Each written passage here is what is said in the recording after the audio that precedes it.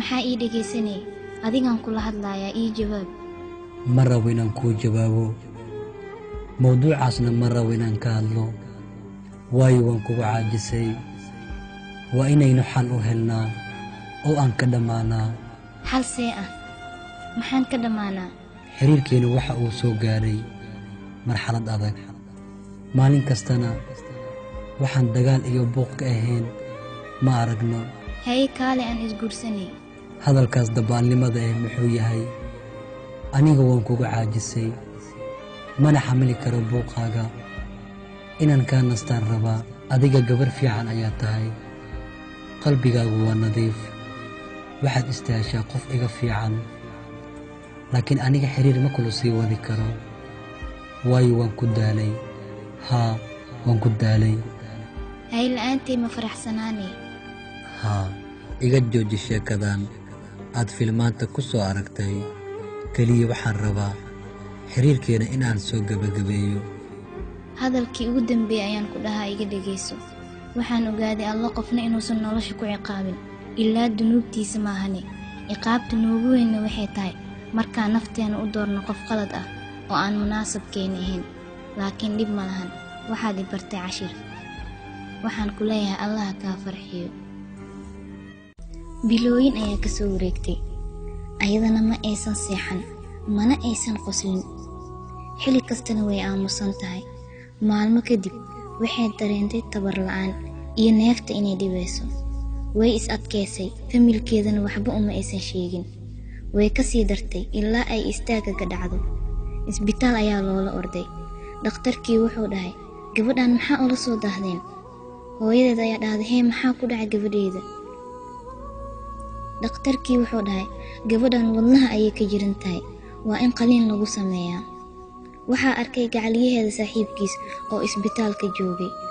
markuu arkay wuu ka naxay wuxuuna wacay saaxiibkiis wuxuu dhahay soo orod isbitaalka iigu imaw gacaliyaheeda ayaa isbitaalka imaaday markuu imaadana wuxuu arkay qoftii oo jeclaan jiray oo sariir cad saaran magaca loogu wacayna uu yahay bukaanka lambarka 2 wuu ka naxay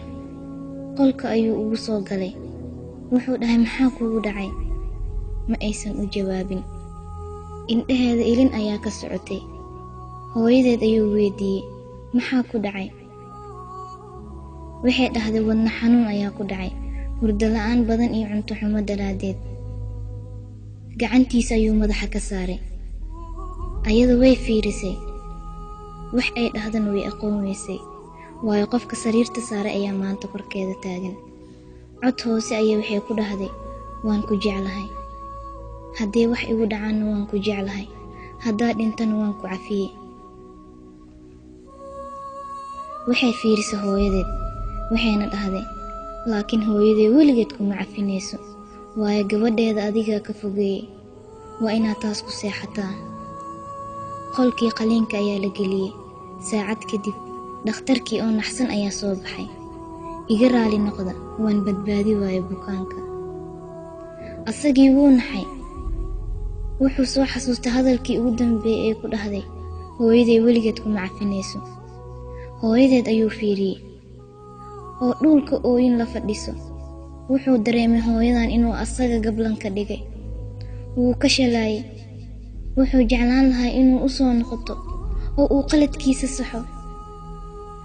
laakiin qofka mar uusan noo soo noqon karin ayaan qiimihiisa ogaanaa wuxuu soo xasuustay hadalladeedii markay dhihi jirto waan ku jeclahay dartaana waan u dhiman karaa wuxuu u maleey jiray hadal iska caadi ah asna wuxuu iska dhihi jiray anigana sidoo kale kelmadda waan ku jeclahay waxay u baahan tahay raganimo haddaadan raganimadeeda lahayn fadlan waa ku baryaa ha dhihin gabar qofka qiimihiisa ma dareeno ilaa aan ka weyno